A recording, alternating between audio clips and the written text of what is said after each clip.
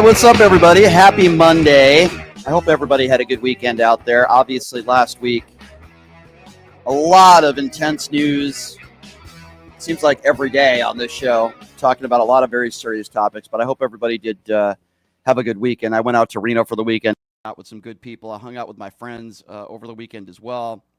Just had a really good time, trying to get your mind off of what is very serious and stressful times that we are living in as a nation. And Z Cohen Sanchez, who is the founder of the Un-F America Tour, will be joining us in studio here in just a little bit. But I do want to start off by discussing something that might not be very popular among some people, but I find it utterly disgusting. After what happened to Charlie Kirk, moments after I started the radio show last week, my first thoughts were with his family, right, of course, and they still are, with his wife and his two young children. It's terrible. We're now learning that his family was not there. False reports that his family were there. Not that that makes it any better or worse, but I'm glad his kids didn't see that. But I have friends of mine in Arizona and throughout the country that are getting text messages from Turning Point USA from Charlie Kirk's wife asking for money. Ladies and gentlemen, that's called grifting. Charlie Kirk is worth tens of millions of dollars. And they're not donating that money to the homeless or to those that are in need. They're going into his wife's pocket. I find that extremely despicable that she's trying to profit off of her husband's death. I wanted to lead off the show and say that because I think it's utterly disgusting. And then there are people out there all over the country, including the Kerry Lakes of the world, who's despicable, who is now saying that the shooter was indoctrinated. By the way, he went to Dixie State, about an hour from Vegas. And that's now the new thing. If they're not talking about an alleged transgender boyfriend or girlfriend that he had, if they're not claiming that he was radicalized by the left, now they're saying that he was indoctrinated in colleges. Have a listen to what the despicable Kerry Lake is saying. We've got to stop this, folks. We can't let this go on. This violence has got to stop. It's got to stop.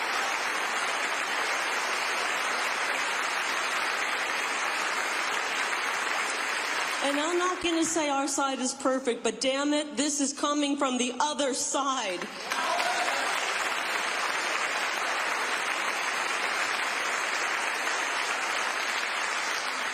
How does a 22-year-old become so filled with hate?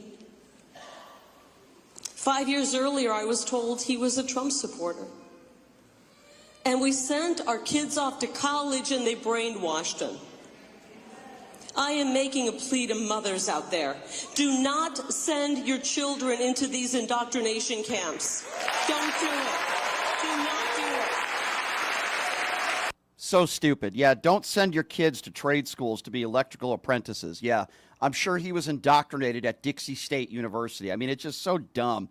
And then Duffy, with the same type of nonsense, saying that don't send your kids off to these universities because they're going to be indoctrinated. Listen to what she had to say on Fox News over the weekend.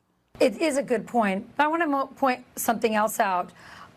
You heard the family member say that this man became more political, this young man became more political in recent years. Well, what did he do in recent years? He went to college. That's where kids are getting radicalized. It's not just online. Our campuses are where a lot of radicalization, hate, and intolerance starts from. And so when he says it's an attack on all of us, I'm going to say this. No, it's an attack on conservatives. It's an attack on Christians. Yeah, that's what it is. That's exactly what it is. He was an electrical apprentice in an electrical apprentice program for the last 3 years at Dixie Technical College in Utah.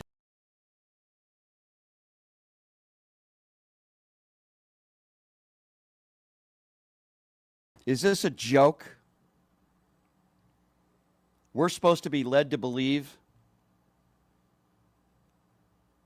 that people are led to murder innocent people because they're being indoctrinated at colleges? Is this a joke? the Carrie Lakes of the world and the Duffys of the world making those idiotic claims, which, by the way, make absolutely no sense whatsoever. And then there's Laura Ingraham. And Laura Ingraham is claiming that we need to embrace the truth that the left has a lot to answer for. No, they don't. The hell is... What? Excuse me. What's Laura Ingraham talking about? What is she saying? Well, this is what she had to say on Fox News. This agony we're all feeling must not dissipate into a stubborn apathy or morph into a violent rage.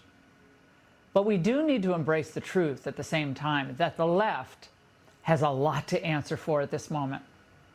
We've been warning for years that their rhetoric would lead us to a very dark place. Let me be very clear. Democrats do not have to answer for any of the conduct of Tyler Robinson. It is not their responsibility for one deranged individual. Do Republicans have to answer? One of those insurrectionists on January 6th? Or how about the Democratic lawmaker, her and her husband, that were executed just because of their political affiliation? Do Republicans have to answer for that? They make it sound like Democrats are the only people that commit crimes. And by the way, we don't even know of Tyler Robinson being a Democrat. All we know is he was a registered independent coming from a conservative Mormon family. And all they want to talk about is allegedly he had some sort of transgender boyfriend or girlfriend, and they want to focus on that. No, Democrats don't have to answer for any of this. And I want you to listen to the message that Stephen Miller presented. Stephen Miller is basically saying that they're going to go door to door if you don't like Charlie Kirk. Have a listen to this. And let me tell you something I've not shared with anybody, but the last message that Charlie Kirk gave to me before he joined his creator in heaven was he said that we have to dismantle and take on the radical left organizations in this country that are fomenting violence. That was the last message that he sent me before that assassin stole him from all of us. And we are going to do that under President Trump's leadership. I don't care how. It could be a RICO charge, a conspiracy charge, conspiracy against the United States, insurrection, but we are going to do what it takes to dismantle the organizations and the entities that are fomenting riots, that are doxing, that are trying to inspire terrorism, and that are committing acts of wanton violence. It has to stop. And my message is to all of the domestic terrorists in this country spreading this evil hate, you want us to live in fear? We will not live in fear, but you will live in exile.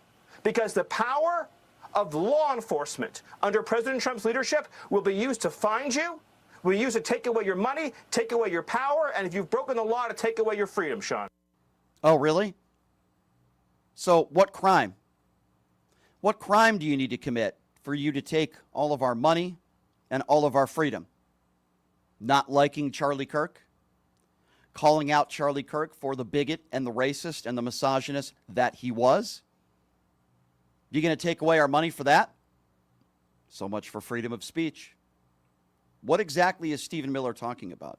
Because if Miller had it his way, he would deport every Democrat in this country. But that's what they're saying. They want to go door to door. That's what Stephen Miller wants to do. And then there's the two-faced, no backbone Mike Johnson, who is also framing this and claiming that the rhetoric just needs to stop. When's it going to stop? That's right. Mike Johnson is saying that we need to stop doing exactly what Republicans are doing today, which are blaming this on the radical left over and over and over again. Donald Trump has been doing this for years, but Mike Johnson seems to be complicit in thinking we all just need to tone it down. Do you get the sense there is some real soul searching on both sides of the aisle about how we got here? I think there is. I've spoken to a lot of members on both sides of the aisle, and there's this recognition that, you know, people have got to stop framing simple policy disagreements in terms of existential threats to our democracy and all these phrases you hear all the time. You can't call the other side fascists and enemies of the state and not understand that there are some deranged people in our society who will take that as cues to act and do crazy and dangerous things. And that's what we've seen in increasing frequency. So members of Congress and all public officials have an obligation to speak clearly into this and calm the waters. We can have vigorous disputes. I mean, Charlie Kirk was an expert at that. He loved debate. But Charlie also advanced another really important idea, and that is that he loved the people on the other side of that table. He was never motivated by hate. He was motivated by truth and love. And that's what we have to do. That's who we are as Americans. That is follows the best of our Judeo-Christian traditions and heritage and our civil society, and we have got to get back to that. Really? Really? Is that true, Mike Johnson? It was just about love. Well, tell me, who was the person that said black women don't have the processing power to be taken seriously? Is that love? Charlie Kirk said that. He said black women have to go steal a white person's slot. Is that love and compassion? He said he couldn't stand the word empathy. He said empathy was a made-up age term and it does do a lot of damage. Is that love? Charlie Kirk said that we made a huge mistake when we passed the Civil Rights Act in the 1960s. Is that spreading love? I'm just asking. Charlie Kirk was the guy who said, if I see a black pilot, I'm going to be like, boy, I hope he's qualified. Is that love? He called the LGBTQ movement a social contagion. Is that love? He said we needed the armed militias to prevent the diminishing and decreasing of white demographics. Is that love? No, I'm sorry. Charlie Kirk didn't spread love. He certainly didn't love everyone. Charlie Kirk was a man of hate. He was a racist. He was misogynist. He certainly was transphobic, homophobic. Charlie Kirk didn't spread love. And to this day, my opinion still stands. From the moments I heard that he was murdered, he did not deserve to be murdered. And that was a bad day for America. I never endorse, and I never would endorse. In fact, I call out political violence when it comes in all shapes and sizes. But don't sit here and tell me that Charlie Kirk spread love. That's not the definition of love. That is the definition of hate. And by the way, for all the MAGA Republicans out there who are saying that lefties have got to stop calling people like Charlie Kirk and Donald Trump socialists and fascists, I want you to listen to all the times, just a few, that I will play for you, of Donald Trump calling Kamala Harris a fascist at least on 4 separate occasions. But I didn't hear MAGA Republicans complaining about this. Between these far-left fascists led by Harris and her group, we have a fascist person running who's incompetent. She's a Marxist, communist, fascist, socialist. She's not actually a socialist. She's gone past that. Somebody's got to explain this woman. This is a radical left Marxist, communist, fascist. Those are some times where Donald Trump called Kamala Harris a fascist. But I don't hear MAGA Republicans back then or now calling that out. It's only if a Democrat says it, because, you know, if a Republican says it, that's totally fine. Because they are all hypocrites. Well, here's what we are going to do. We are going to take a quick break, and when we come back, she is the founder of the Un-F America Tour, and she developed this Un-F America Tour because she was in opposition, and still is, of Charlie Kirk and his movement. We're going to talk to her next, and we'll also take your own phone calls on the other side. We'll take a quick break. We'll be back right after this. It's Pushing the Limits right here on KSHP. Hey everybody, are you struggling to find a pizza place that reminds you of Brooklyn? That true blue New York style pie? Well, worry no more. Stallone's Italian Eatery Pizza is a knockout. We're located at 467 East Silverado Ranch Boulevard, just off of Premier Road, half a mile east of South Point Casino, just minutes from the Las Vegas Strip. Come by and grab a slice of pie. Plus, check out our Brooklyn-inspired Italian cuisine. Our sandwiches are super. Hero, that is. Because why be a sub when you can be a hero? Stallone's Italian Eatery is here to serve you phenomenal food, Vegas. Forget about it. Who would have thought there'd be so many kids playing ice hockey in the desert? Jake Helb's Hockey Foundation and the Las Vegas Ice Warriors, founded by Gina Yusufzai 8 years ago, made it possible for families who can't afford the equipment and fees. Donate today at www.hockeyforkids.org and help us continue making a difference. Join us in supporting Jake Helb's Hockey Foundation and the Las Vegas Ice Warriors, where every kid gets a shot at the starting line. Just a reminder, our website is www.hockeyforkids.org. You are way too smart, way too talented, way too good to be where you are. You are meant to be making way more money, feel way hotter in your body, and having way more fun. Hi, I'm Nicole Mitchell, and I'm a life coach. I help you get hotter and richer. If that is what you're looking for, you can find me at NicoleMitchell.com. My name, Nicole, is with a K, NicoleMitchell.com. You can reach out to me on my website or on Instagram, and I will be happy to be in touch and figure out what you're looking for and how I can support you in getting there. Kiss World Mini Golf is a fantastic family outing. In addition to delivering an original rock and roll experience, we have an original mini golf course with features you won't find anywhere else. Our family-friendly atmosphere and amenities ensure your comfort and enjoyment. With extra attractions the whole family can enjoy. Kiss World Mini Golf, inside the Rio, 3700 Flamingo in Valley View. Visit kissminigolf.com.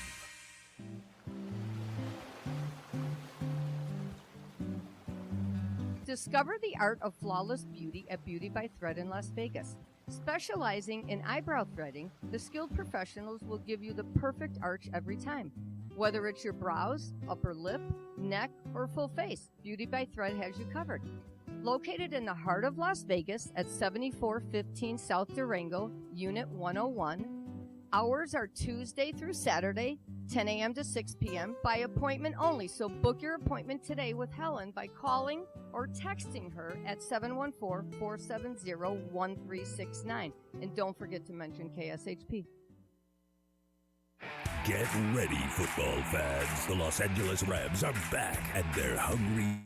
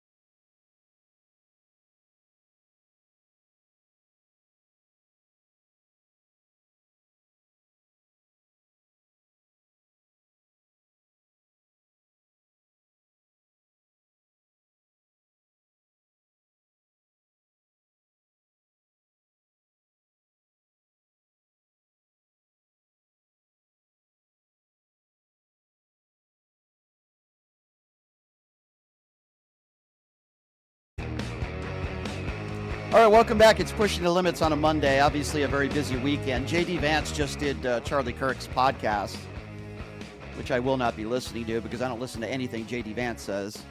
But that's another story for another show. And listen, we played for you the hypocrisy from the right. Don't call us fascists. I literally just played you audio clips of Donald Trump on the campaign trail calling Kamala Harris a fascist on multiple occasions. But MAGA Republicans didn't seem to have a problem with that. I'm sorry, folks. I'm just for what it is. Okay, Charlie Kirk's wife is grifting. She's asking you for money. I have listeners of the show that are texting me. I just got one text message from Arizona, literally getting a text message from Turning Point USA, and Charlie Kirk's wife asking for money. That is what we call grifting from a man that was worth tens of millions of dollars. She has the right to do that, but I find it utterly despicable. Not to mention looking over his casket and allowing people to look at his dead body. Why would you do that? That's a personal moment. Why would you video something like that and show it to everybody? It's gross. Folks, I just don't understand it. Anyway, welcome back to the show. So I've had this lady in studio here before. Of course, she is the founder of the Un-F America tour, and they were scheduled to be at Colorado State on Thursday because Charlie Kirk was scheduled to speak there on Thursday and debate people with Turning Point USA. She is Z Cohen Sanchez, who joins us right now on the program. Z, thanks for being here. How are you? Yeah, thanks for having me. I'm doing the best I can under very crazy circumstances. You were supposed to be debating Charlie Kirk in LA next week. Mm-hmm. You were supposed to be, and you still are, and we'll talk about that, going to Colorado State. Charlie Kirk was supposed to be there. Yeah. This has been a crazy week for everybody. I would imagine a very crazy week for you. Obviously, you didn't imagine something like this happening. Yeah, definitely not. I mean, I think our whole team is, rightfully concerned. And unfortunately, the person that was debating Charlie when he was shot was part of the UFA team. So we've been navigating that. And it's just a crazy time in this country. It really is. And am I wrong in pointing out that Charlie Kirk's wife, who again, I certainly feel for her kids.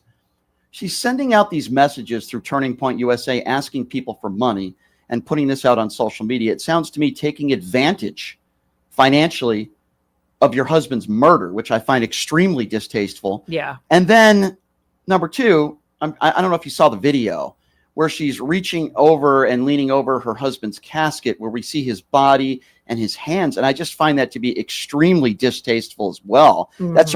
It should be a private moment between you and your husband. Why are you releasing that stuff? Yeah. It just caught me kind of like as extremely distasteful and strange. Me too.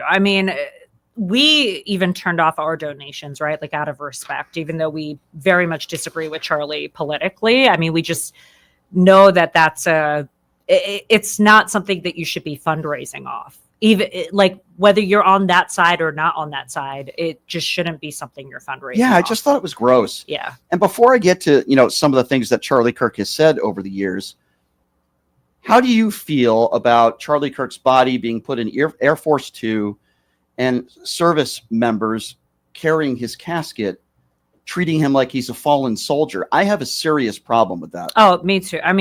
I would have at least expected a thank you to the taxpayers on both sides that paid for that. But also, it leaves such a disgusting taste in my mouth because I agree completely that we need to turn down the temperature right now, right? But the question of it becoming that it's coming from the left to me is ridiculous because the president of the United States could easily turn down the temperature and he's choosing to not do that. Yeah, he calls us, this is all blaming the left, right? Yep. The radical left.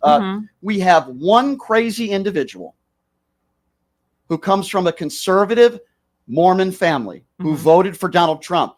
Yep. In fact, this 22-year-old once supported Donald Trump, my understanding. We don't know what his motives were. Clearly, he didn't like Charlie Kirk for whatever reasons. And now they're saying that he was indoctrinated in school at Dixie State University. Yeah. They're claiming that his boyfriend or girlfriend, not that I really care, was transgender. Like that has any bearing over the story to begin with, because it doesn't.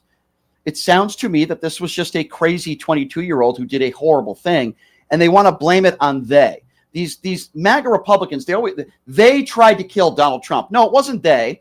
It was a young, early 22-year-old white kid who was a registered Republican who tried to kill Donald Trump. The second assassination attempt was a guy who once voted for Donald Trump. So what do they mean when they say they? When a Carrie Lake and others say they killed Charlie Kirk? Who's they? Yeah, well, listen, the irony isn't straying away from me when the person that was debating Charlie at the time was trying to make a point before he got shot about the fact that we have so many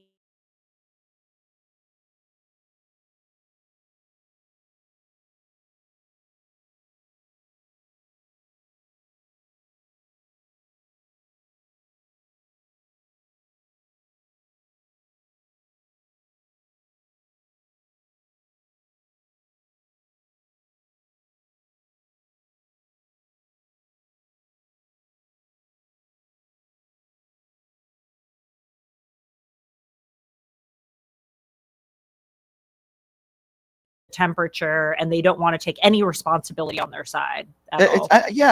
When they always use the term they, right? Mm-hmm. I always hear the term they, and I say to myself, well, who's they?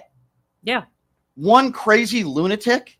We had thousands of people on January 6th, a good portion of them beating police officers with their own batons, screaming, hang Mike Pence. I listed some of the radical right violence that has taken place over the last year or two. But yet they say they. And I'll tell you something else. From the moment that I heard on the air that Charlie Kirk was murdered, I was horrified by that video. I wasn't celebrating anything. And the idea that most Democrats are celebrating this is not only not true, but it's disgusting. And I've called it out, and I will continue to call it. Anybody who's celebrating his death, I have nothing in common with you. We should never be condoning political violence, no matter what side of the aisle it's on. So are there some crazies on social media that are doing that? Sure, you're always going to get lunatics, right? Yeah. On both sides. But the idea that most Democrats are celebrating this is also a lie. Yeah, I would agree with that. I mean, and it's also, I don't know how I feel about this whole like doxing thing that is going on, right? How we have people like Scott Presler and other people on the right wing that are calling people's places of employment and getting them suspended or fired from their place of employment, even though the conversation is supposed to be about free speech in America. And of course, there are always going to be exceptions to that, right? There are local politicians here that are doing that. Yeah. And here's my opinion on that. So I found out over the weekend that a few people that I know personally had lost their jobs and were fired. Now, I don't like some of the comments that are being made. Of course. I think there's a way to make your point without going down the path of he deserved it, or, a comment like that, which is to me completely uncalled for, or sexual innuendos or anything of that nature. But there are people that have worked in radio in this town for decades. One of whom I know personally that lost his job. I did not like his tweet. Yeah. I thought it was very despicable and poorly worded. There is a way to call out political violence and say, Charlie Kirk didn't deserve to be murdered, but also say, I didn't like what Charlie Kirk stood for. Mm-hmm. I thought he was racist. I thought he was bigoted in nature. Now, I don't know how you feel about some of these people being fired for that. I understand if you work for an employer, you represent that company, and they have a right to fire you if they don't like what you say. I think we have to be a little bit more intelligent about the way we share our opinions. If you're one of those people that thinks he deserved it, first of all, I think you have a lot of hatred in your heart. I don't feel that way. And second of all, keep that to yourself. Yeah. Don't make that public, because not only does that incite violence, it's just going to make the situation worse. That's how I feel about it. But do you think these people deserve to lose their job? Well, and so that's the interesting thing. I think like if they're saying things that are, I heard that somebody said that like, oh, don't let it stop here. Like get Charlie's wife and kids. That's next, horrible. Right? That's you horrible. should be fired for that because you're inciting violence. Absolutely. Right? I agree. But then I also heard that there was a reporter at the Washington Post, a Black woman, who literally just put a quote of what Charlie said about Black women, and she was fired from her job. That's ridiculous. That to me, that's ridiculous too. Yeah. I mean, that's an infringement on freedom of speech. And you can't sit there and say that Charlie was killed for freedom of speech and then at the same time be trying to get people fired from their jobs. Well, here's what I said, okay? Besides calling out the murder as being horrible, bad for America, feeling for his friends and family, I've also said this. Charlie Kirk was a bad guy. He was not a good guy, okay? He was a bad guy. I mean, I have some of these quotes, and I read some of them earlier. He said gay people should be stoned to death. Yep. Okay? That's not a good Christian. Guess what? That's not a good human being. I don't think anybody should be stoned to death, let alone just because of your sexuality. Okay? He said Taylor Swift should reject feminism and submit to her husband. What a horrible, misogynistic thing to say. That's not a good person. Okay? I don't care what religion you are. A good person doesn't make a statement like that. Okay? Yeah. Leftists should not be allowed to move to red states. I mean, that's just utterly absurd. It is. It's an absurd thing to say. The guy who assaulted Paul Pelosi should be bailed out. And that's another thing. When Paul Pelosi almost was killed and was bludgeoned with a hammer, it was Charlie Kirk who was laughing on his podcast. If you don't believe me, you can go look it up yourself. He was not only laughing about it, but he was saying anyone who helps bail this guy out is a hero. Mm-hmm. Guess what? That's not a good person. Okay? That's not a good person. If somebody on the right in office, their spouse was bludgeoned with a hammer, I don't care if it's Marjorie Taylor Greene's boyfriend or I don't care who it is. I would not laugh about it. Okay. There's nothing funny about that. Charlie Kirk laughed. He called Martin Luther King Jr. an awful person. Mm-hmm. You did. He called the Great Replacement Theory a reality. He said hydroxychloroquine cures COVID. We know that's not true. That's a blatant lie.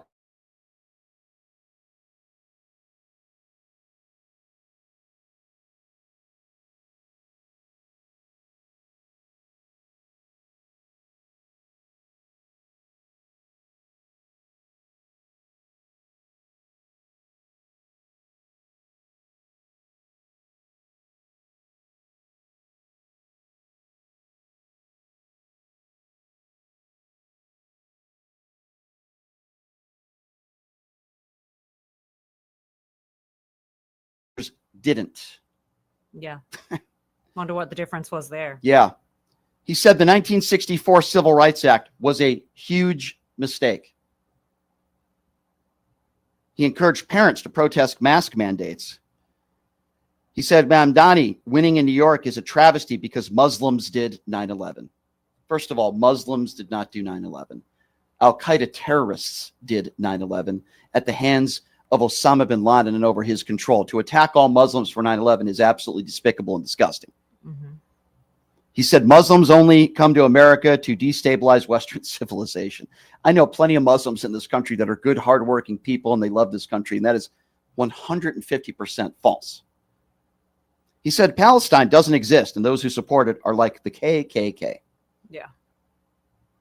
Listen, these are just some of the statements that Charlie Kirk has said. These are just a few, okay? He said you mentioned about the black woman who lost her job. Yeah, because she said the quote that you're probably about to say right now. He said black women do not have the processing power to be taken seriously. Mm-hmm. You have to go steal a white person's slot. Only a blatant racist would make a statement like that. Actually, that wasn't even the one I was thinking of. There's worse. There was one that was significantly worse. Yeah. Oh, he said worse. Yeah. I'm only giving you a small little sliver of some of the horrible things. Some of those things I'm not even going to say on the air. That's how bad they are. He said he couldn't stand empathy. He talked about the civil rights movement in 1960 being a huge mistake when the Civil Rights Act was passed. He said MLK was an awful person, not a good person. The list can go on, but if somebody says one of these things, I say they're not a very good person and they have hate in their heart. He said all of these things. And we're supposed to be okay with Donald Trump giving him a medal? What type of country are we living in here? Now, if you like Charlie Kirk, I said this on my social media, and by the way, I stand by it. If you think Charlie Kirk was a good person, then I have nothing in common with you. Just go ahead and take me off of your socials. I don't want to talk to you. Now, I agree. This was a horrible thing. He did not deserve to be murdered. It's terrible for his family. It's terrible for his friends. It's terrible for the country. Political violence needs to be called out, and it's horrible. And I will forever in my mind be ingrained when I saw the first videos that came out of him being shot in the neck. It was horrible. And I am not one of those people that is going to sit here and celebrate, because I think that's also, on the other hand, disgusting. People that are jumping for joy and saying that he deserved it. The man was still a husband. He was still a father. But I am not going to sit here and say what a wonderful human being he was. I don't understand all these people on the right that are saying that what a great person he was, and he paved the way for all these younger people. He paved the way for hatred and bigotry. Now, the one thing that I do have in common with Charlie Kirk, and it's probably the only thing, is that I do believe it's a good thing to have civil discourse. I do think it's a good thing to have debates with people that disagree with you. Anybody who listens to the show, I welcome that. Yeah. That, I think, is a very good thing for the country.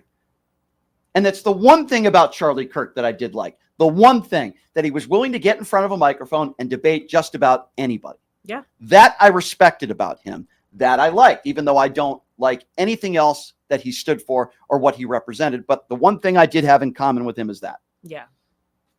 But when I read these comments, Z, and I read them and I say to myself, if it was anybody else, I think most people would say, wow, that sounds like a terrible person. Wow, that sounds like a Klansman. Wow, that sounds like someone who has a lot of hatred in their heart. Yes, I agree with you. That person's name is Charlie Kirk. And let me just say that if you're on the left and you can't find empathy for Charlie Kirk, which I don't know how you can't. So if you can't, then maybe you need to get like a mental evaluation. But even if you can't, you need to understand that this has accelerated us into fascism far faster than you could ever imagine. And as a political operative, that's what I'm very worried about. I'm obviously very sad about what happened to Charlie because of, I mean, I don't want his kids and his wife to go through that. I don't want anybody to go through. I don't want his staff to go through that. Of course. But I also think about what the fallout is going to be from this. Charlie's not here anymore, right? Like, he's not going to experience this. We're going to experience this. So if people on the left are celebrating this, I don't know what you're celebrating. Are you celebrating the fact that Donald Trump is now going to investigate leftist organizations like ours? Is that what you're celebrating? Are you celebrating the fact that we're going to now have to get attorneys and we're going to have to go to court and we're going to have to fight through this stuff? And eventually people might even get arrested for speaking out against Donald Trump? Because that's what you're celebrating right now. And to me, that's even weirder because it's like, you don't even have a political purpose, right? Like of this celebration. You think that, oh, things are just going to go away because Charlie Kirk is gone? No, they're not. They're not going away. It's going to get worse. That's going to get much worse. Charlie Kirk's wife, I don't know if you've mentioned this on the air. A couple of months ago, Charlie Kirk was on a podcast and they asked him, who's more conservative, you or Erica? And he laughed and he said, oh, Erica's much more conservative than me. Just think about that, because now she's in his shoes and she's going to be leading Turning Point, I'm pretty sure. I would imagine that's probably what she's going to do. And in my personal opinion, doing it for the wrong reasons. I think she's doing it for profit and for money. And if you don't believe me, look at the messaging that's been out the last couple of days before her husband is even 6 feet underneath the ground, before he's even had a funeral. Okay. She's asking people for money. Yeah. She's raising money. That is the definition of grifting, when you haven't even buried your own husband and you're asking people for money, when we know Charlie Kirk is worth tens of millions of dollars. He was a very wealthy man. Just ask yourself how far right you have to be so much further right than Charlie Kirk.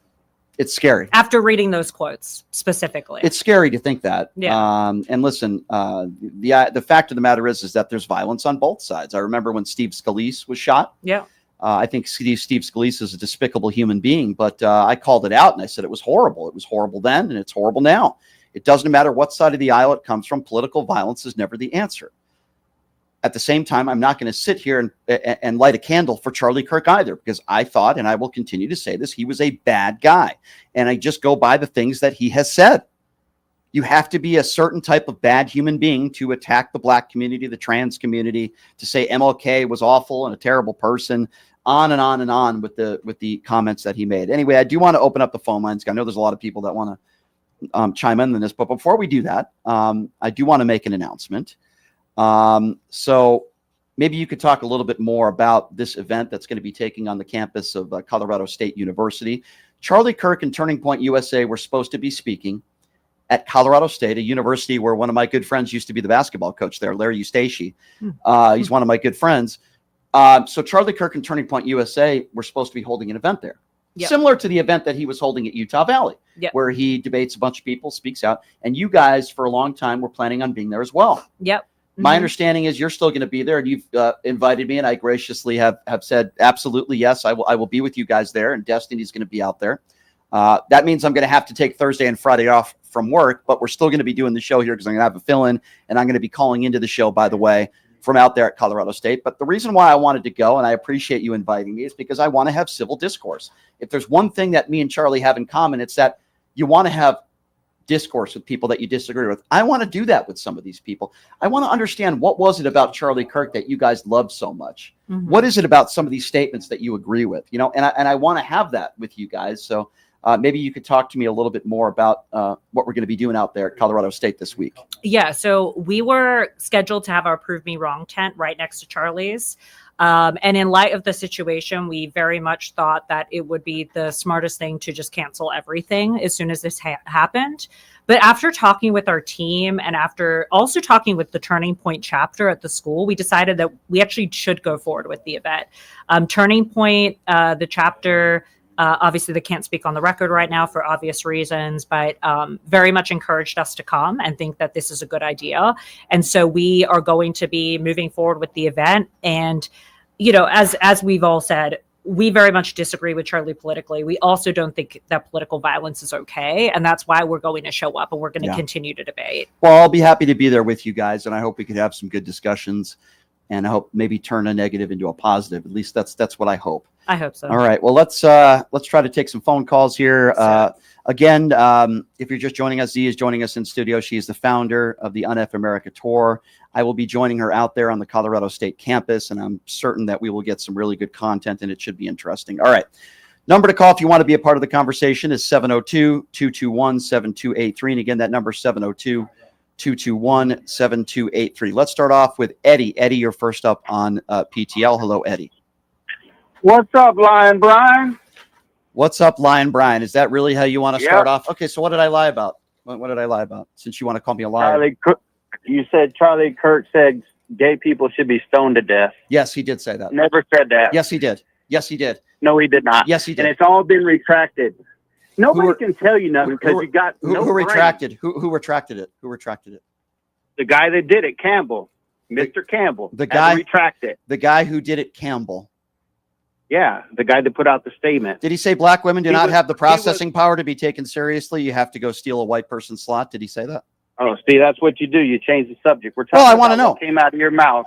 You said that Charlie Kirk said that gay people should be stoned to death. His name is Charlie Kirk, not Charlie Crook. But he never said that. Let's just hypothetically say for a moment. You're right. Change the subject. Okay. You're No, wrong I'm not. about everything. I'm not changing the subject. I'm wrong about everything. Mr. 19. What else am I wrong about? Tell me. What else am I wrong about? You said I'm wrong about everything. What else am I wrong about? That he's a racist. Okay, so let me ask. Okay. So let's go with that. Oh, you bring up the black pilot thing.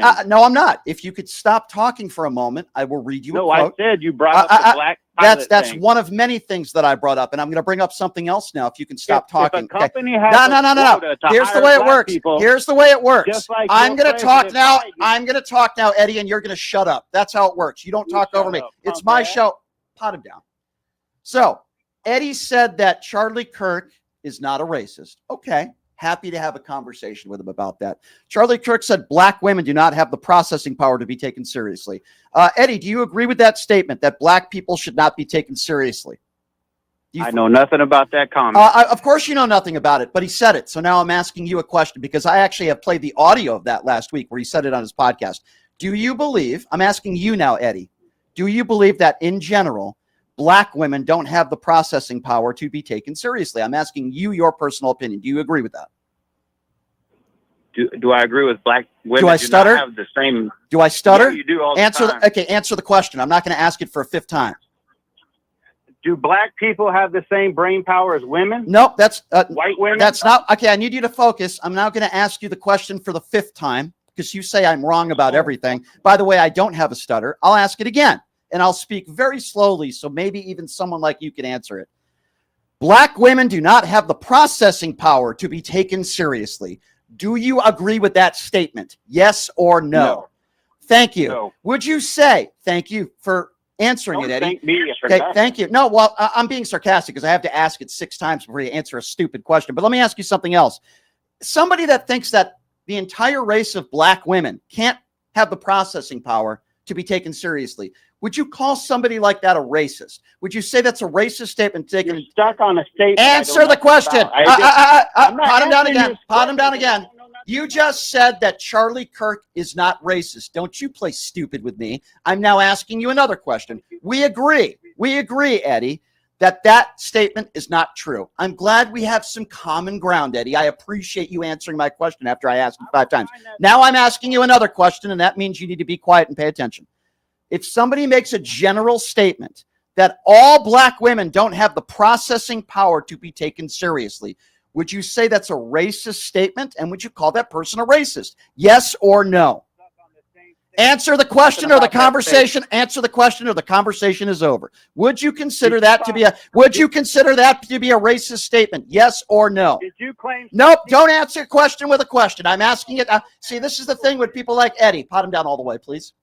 You see, this is the problem with people like Eddie. I'm sorry, Z, but I have to deal with these idiots every day.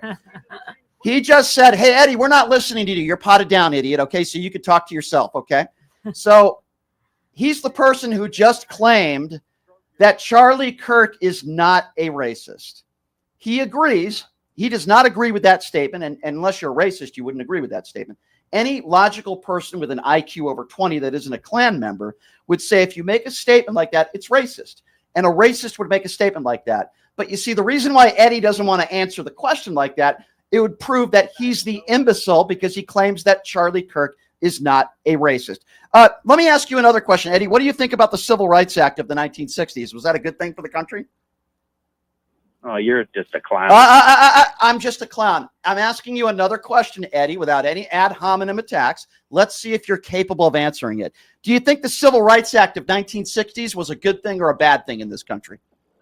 You're a clown. Won't answer the question. Have a nice day, Eddie. I think we all know who the clown is. Have a nice day, Eddie. I pin you to a corner because the guy who you are defending is the guy who said it was a huge mistake that the Civil Rights Act of the 1960s was passed.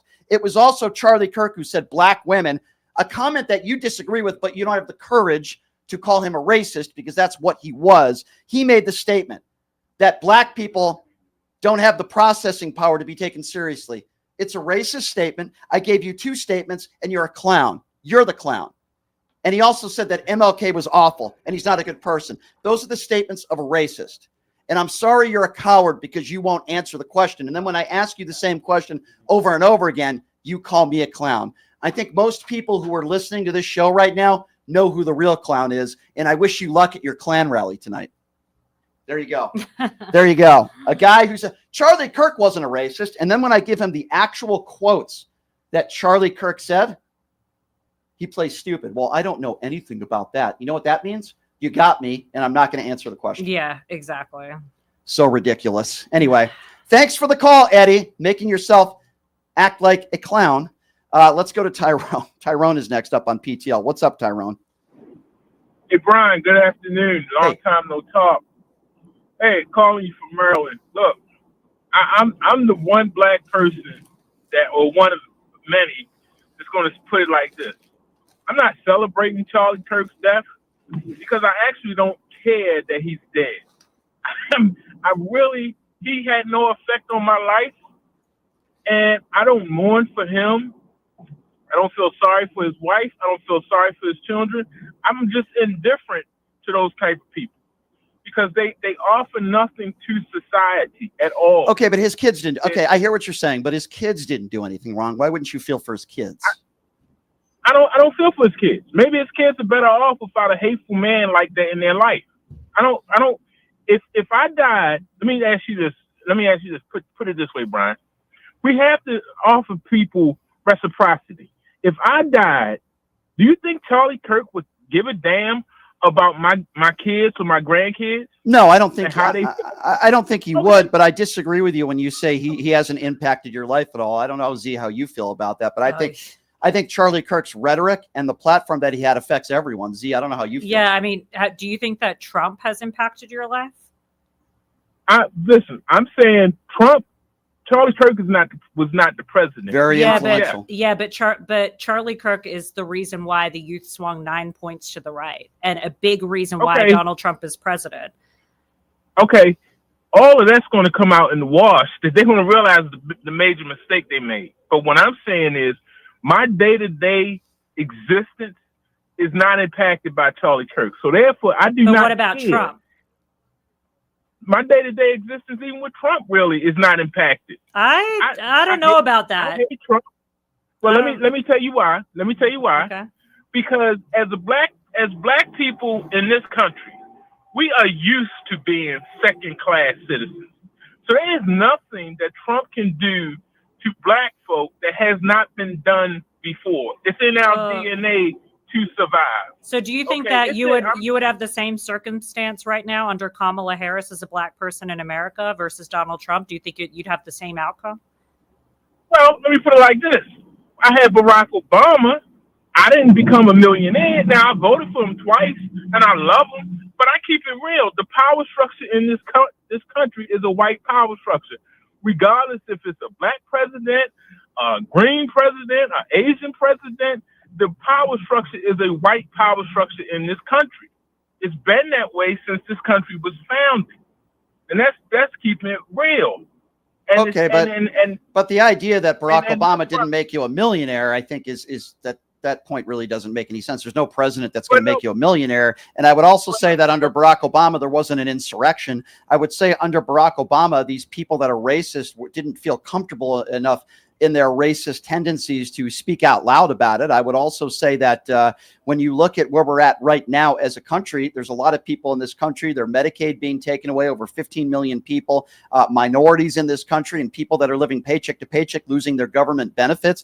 That didn't happen under Barack Obama. So I would respectfully disagree with you. I think Donald Trump affects everybody, whether you're black or white. I dislike Donald Trump just as much as you do, but I think Donald Trump impacts all of us in one way or another, whether you're a billionaire or whether you're struggling, living paycheck to paycheck, or whether you're in the middle class sector, whatever the case may be. So I disagree with you. While you might say, and I understand what you're saying when you say, black people as a whole have been through so much, so there's nothing that Donald Trump can do to us that we've already. I understand the point that you're trying to make, but when you have a president of the United States who takes out a Martin Luther King Jr. statue out of his Oval Office, that type of behavior and the things he says on a regular basis, particularly about brown people and the way they're being treated in this country, makes your situation much worse and makes my situation worse, quite frankly. And I disagree with you. I think Donald Trump has impacted a lot of people in a negative way in this country, particularly those that have lost their jobs, particularly those that have lost their livelihood. People are afraid to speak out and be who they are.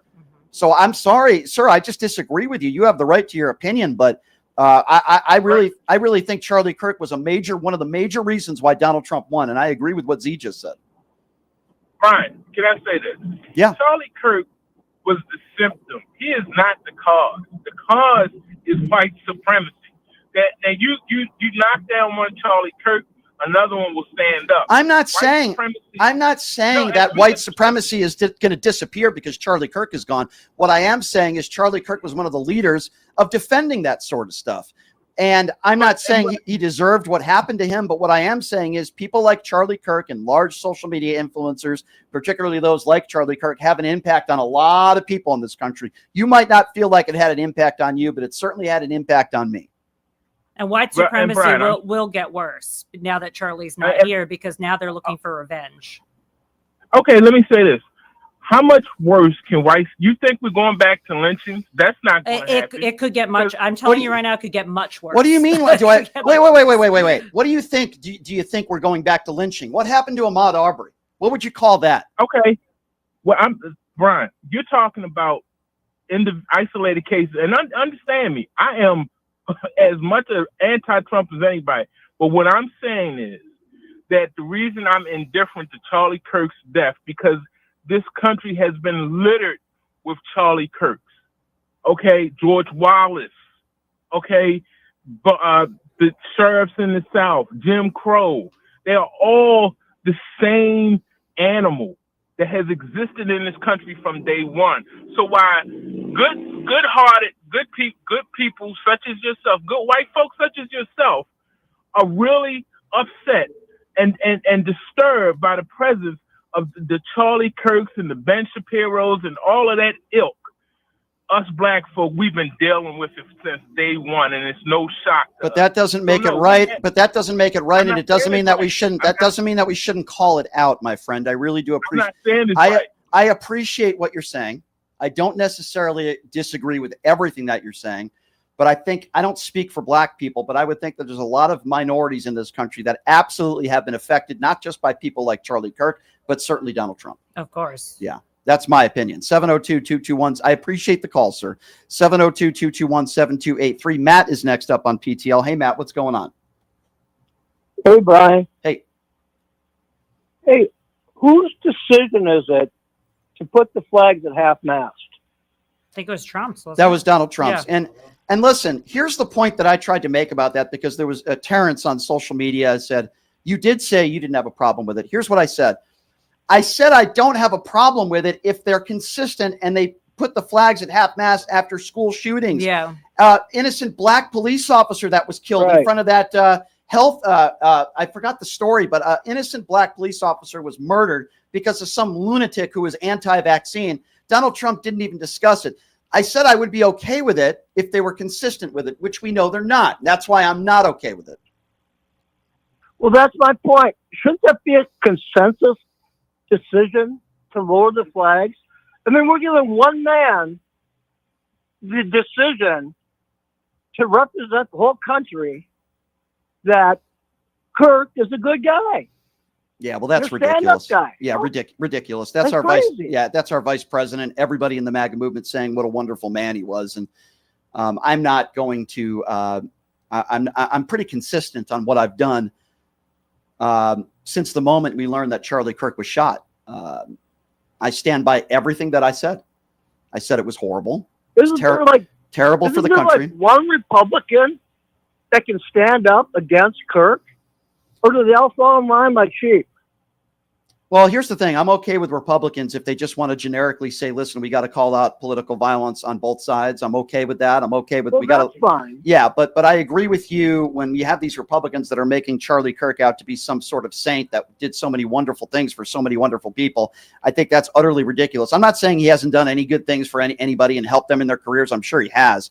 But when I go through these statements of all the horrible things that Charlie Kirk has said, that's not a good person. And I think we all could agree on that. And if idiots want to call into the show, oh, he didn't say that. Okay, well, what about this? What about this? What about this? What about this? Yeah. If it turns out the 50 horrible things he said, one of the things I misquoted or one of the things he didn't say, that doesn't change my opinion on who he was. Mm-hmm. You know, I mean, it's like the excuses that I hear.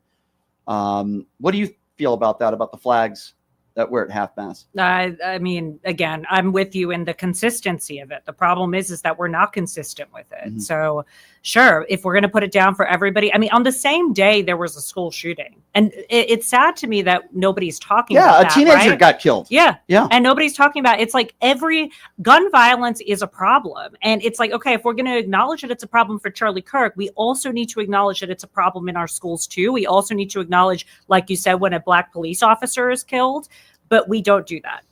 In the last seconds of Charlie Kirk's life, he was talking about transgenders.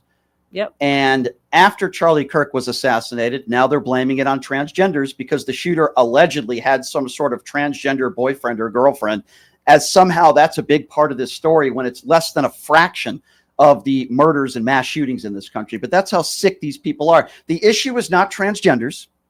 The issue is not brown people. The issue is not undocumented immigrants. It is a matter of gun control and bad people getting their hands on guns. And what we know is that this family of this kid was obsessed with their guns. Yep. They were in love with their guns. He learned how to use guns, and clearly he was mentally ill, and he executed Charlie Kirk. But they don't want to talk about the real issue, which is gun control and all the gun violence in this country. They want to talk about transgenders because they are bigots and they are idiots. That's why. 702-221-7283. Let's go to Doug. Doug is next. Hey, Doug, what's up? Doug, go right ahead. Dougie Fresh, are you there? Doug. Earth to Doug. Okay. Thank you for the call, Doug. We appreciate it. It might be my best call of the day. There we go. 702-221-7283. Let's go to James. James is next on PTL. Hello, James. James, are you there? Yeah, I'm here. Yeah. Hey, James. What's going on? How are you doing today? Good. Yeah, I was just seeing your social media over the weekend, and you posted a picture of the shooter was wearing a Trump shirt. Is this the case? No, I don't believe that was, I believe that was a photoshopped image. And I've said that publicly. And no, that's not an image. That was a real image. That was an image that was put up, I believe, by CBS, where he was wearing a different shirt. That's my understanding of it. But no, my understanding is that was a photoshopped image. Unfortunately, we see photoshopped images on social media all the time. I'm not someone who photoshops images. I didn't do that. But what we do know is that he comes from a Trump-supporting conservative family. We know that. So does that answer your question? Well, I was just wondering because you left it up for multiple days after many people told you to Photoshop, and you still left it up. Mm-hmm. So what do you want? Do you want to? Did that bother you a lot, sir? That bothers you as a Trump supporter? Well, you just need to be held Does it bother you? accountable. Does it bother you as a Trump supporter? Tell me, why does that bother you, sir? Does it bother you? Lying No, Brian. tell me. Lying Brian. Okay, Lying Brian. Are you going? Lying Brian. Boy, we have some real lunatics. We have some real lunatics. on this Lying show. Brian. Okay, so you can call me anything you like, even though I answered the question honestly. But let me ask you a question, sir. Does that bother you a lot this weekend? It bothers you so much that you couldn't wait to use your little Trump fingers to call into the show and call me. By the way, do you even know what a liar is? You see, if I went on the air. Okay, hold on. No. That was rhetorical. Let me explain to you something. When somebody pod down Tucker Carlson and his feminine laugh for a moment, please. Hey, jackass, let me explain to you the difference between pod him. If you can pod him down all the way, that'd be great, because I don't want to hear Tucker Carlson for a second. You see, this is what a lie would be. If I went on the air right now, knowing that it was a photoshopped image, and I said, no, that's not a photoshopped image, that would be a liar. Or if I knew I lost the 2020 election, but I lied to this day and said that I won in a landstorm, that would be a lie. It's not a lie to put up an image when you don't know that it was photoshopped. And then when you do know that it's photoshopped, you admit it on the air. So, you don't, by the way, you sound like the Joker, sir. So was it a lie when Donald Trump said he won the 2020 election? Was that a lie, sir? Yes or no? There's the deflection. Answer the no, it's not a deflection. Pot him down again. Pot him down again. If we can pot him down all the way, that'd be awesome. Thank you. So it was not a deflection. I answered your question. Z, did I not answer his question directly? I'm pretty sure you did. Yeah, I didn't deflect at all. In fact, I owned it and I said, yes, it was a photoshopped image and I was unaware of it. So now I'm not deflecting. We are moving on from that because I admitted to you that it was a photoshopped image, an image that I did not Photoshop. So now I'm asking you a question. Let's see if you don't deflect. Was it a lie when Donald Trump said he won the 2020 election? Yes or no? Are you ready? We're waiting. Everybody's waiting. Was that a lie? Yes or no? Hold the L on your bald forehead. All right. Thank you. Okay. Thank you very much. Notice how he doesn't want to answer the question. Another MAGA idiot who doesn't want to answer the question from a guy that he probably supports that's lied over 30,000 times plus since he's been in office. But you couldn't wait to call into this show and say, hey, Brian, was that a photoshopped image of the shooter wearing a Trump shirt? Thank you for the call, sir. I really appreciate that. It's good to see that you have your priorities straight. And thank you again for being a coward and not answering the question directly, because I directly answered yours. That's what these MAGA supporters do. I mean, after we're just looking right now on CNN that JD Vance is saying that this was a person on the far left, right? And we don't have any evidence of that whatsoever. Right. There's no evidence. First of all, he wasn't even a registered Democrat. No, he was registered nonpartisan. Right. So they don't have any voting records. Nonpartisan, and his family were staunch Trump supporters. Yeah. But they're saying this came from the far left. JD Vance inciting violence and lying. So if this guy wants a definition of what a true liar is, that would be who that is. They're eating our cats and dogs, and this guy was a far lefty. 702-221-7283. Let's go to Chad. Chad is next on PTL. What's up, Chad?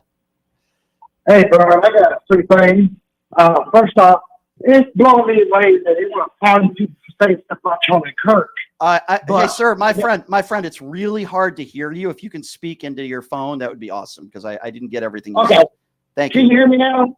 Yeah, sir. Go ahead. Can you hear me now? Yes, sir. Okay. I think it's messed up that these people want to fire these people who talk bad about Charlie Kirk. But there's a guy on the news talking about killing homeless people. And then just I think Waters talking about civil war. Yeah. But they don't want to fire them.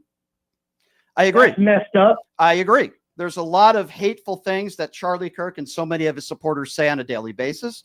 There's a lot of racism and bigotry and misogyny. I agree. Now, with that being said, I don't think we should be, and I'm not saying you're doing this, should be celebrating what is a horrible murder, and what transpired last week was terrible.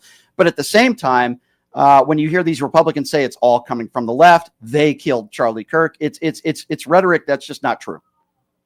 Yes, and then also they want to put a statue of this man, but can't put the plaque up with the top of it. I mean, it's mind-boggling how these people think. Mm-hmm. Yeah. No, you're right. The last thing I want to say, because did you hear about this young black teenage kid went to a bar party, I think it was Missouri, and they gagged him and tried to push him into a wood chipper? And that's on the news nowhere. That's horrible. I did not hear that. That's absolutely terrible. But it would not shock me in the times that we're living in today. You know, it's amazing to me that there are Trump supporters out there that support a man And do you remember the photoshopped image of the knuckle of Mr. Garcia? Yeah. Literally a photoshopped image of him saying that he was in a gang. And the people who support Donald Trump still thinks that was a real photo that was not photoshopped. Yeah. And one of many differences between somebody like me and Donald Trump, by the way, I've never sexually abused anybody in my life either, is that Donald Trump still says that's a real picture. Yeah. To this day. When I saw that picture of the shooter wearing a Trump shirt, I'll be honest with you, I thought it was real because I had heard that he came from a Trump supporting family. But I didn't intentionally put it up knowing that it was photoshopped. And I admit that it was a photoshopped picture. Yeah. So I'm not sure what that's the biggest concern. Oh, I want to get you in a gotcha moment, Brian. It's like, and they support the guy that literally lies every day. Yeah. It's like the amount of no credibility that these people have. It's really frightening to me. Let's go to Sean. Sean is next up on PTL. Hi, Sean. Hi, how are you doing? Hey, good. Take off speaker. Yep. Yeah, I'm just calling from Canada here. I enjoy your show. Thank you. Instead of calling you Lion Brian, I'm going to call you Saint Brian. I do not know how you deal with these people. Love your show, though. It's always an educational moment for me, but I do have an issue, and the issue of feeling sorry for Charlie Kirk and his children and everything else. Now, I feel sorry for his children, but in a different way. You have to forgive me, I'm a little bit nervous.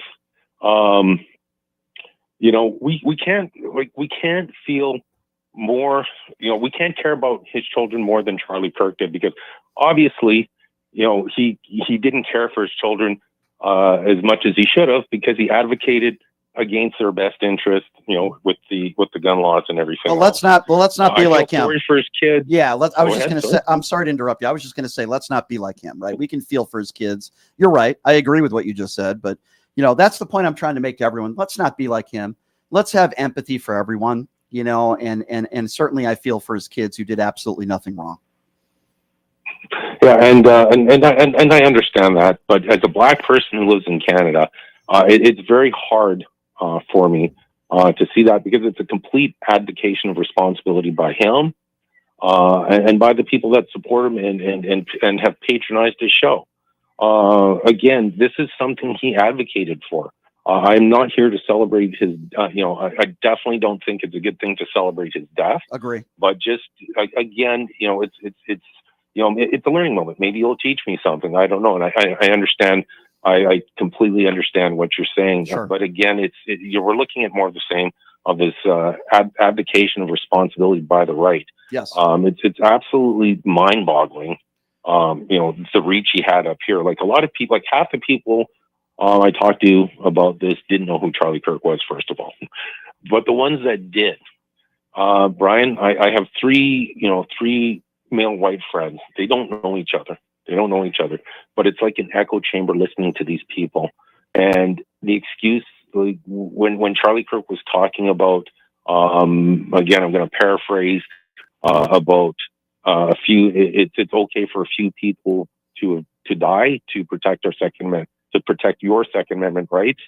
You know, the excuses that were made, you know, there was context to that, and you didn't watch the entire clip and everything else. Yeah, I watched the entire clip. And if you talk about context, anybody can say anything and use context as an excuse to justify or to spin whatever it is they're saying. Yeah. Listen, I agree with you. And that's the problem I have with so many people on the right today, is that they seem to justify the horrible things that Charlie Kirk really said on a regular basis. And I said it before and I'll say it again, you know, not a good guy.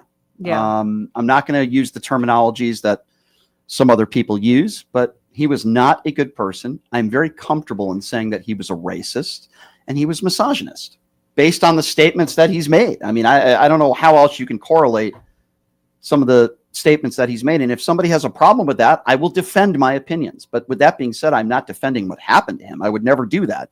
There is a way that we can do both. Yeah. Call out political violence. What happened was terrible. I feel for his family. At the same time, say Charlie Kirk was no martyr and he was no hero, and here's why. Yeah, I agree. I think it's really hard to So there's an argument to be made about his wife, right? And feeling not a lack of empathy for her because, I mean, she was getting into bed with a racist every night knowingly, right? And that's an argument that could be made. It's not an opinion. I still feel empathy for his wife. But his kids are born into this world without any knowledge of who their parents are, right? And now there has to be some empathy there for those kids who not only had Charlie Kirk as their father, but now are going to have to relive those images that they will eventually see and have to face. And we have to also understand that they could very well grow up not believing this stuff, right? Like look at Kellyanne Conway's daughter, who her life has been a living hell. And she's like an AOC Bernie Sanders supporter, right? And her mom just happened to be one of the most evil women in America. It's alternative facts. Yeah, we have to. I think that we have to have some empathy for his kids at the bare minimum. I certainly do, and his friends. And listen. By the way, like I said, I spoke to Parker on the phone. He was there, and he was emotional talking to me on the phone. I spoke with him literally hours after the shooting. Yeah, and he was really choked up and upset, and rightfully so. Everybody that was there that day, that's got to be extremely traumatizing. I don't care whether you're a Charlie Kirk supporter or you dislike Charlie Kirk.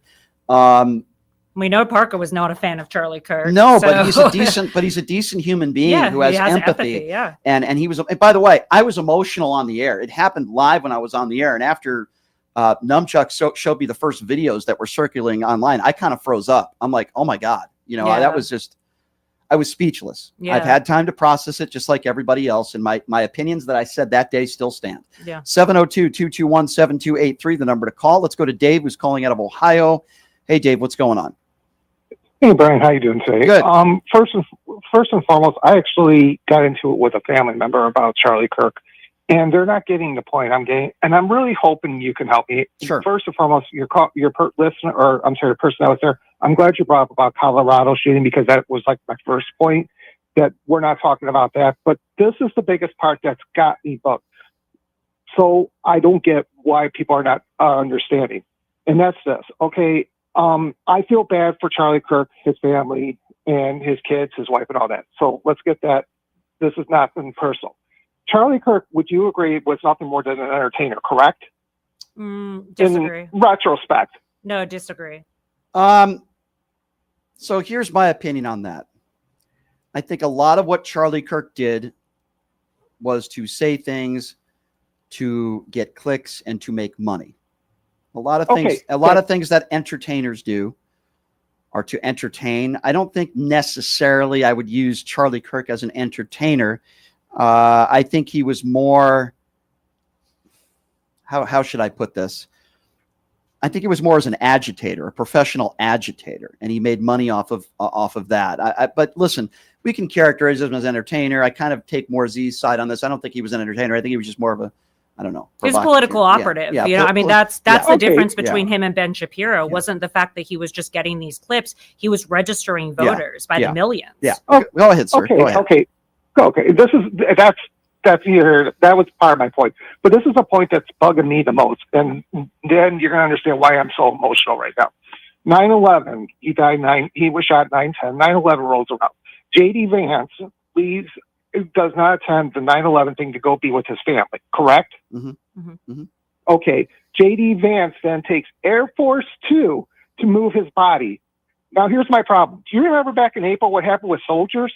The soldiers that were in the training? Okay. Yes. Not J.D. Vance, who is a soldier, and I will not take that away from him, did not show up for that.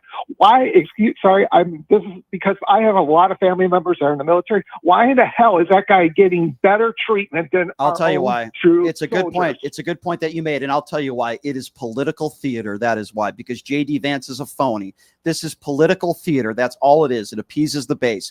Let me tell you something. Charlie Kirk had no business being on that plane, dead or alive, in my personal opinion.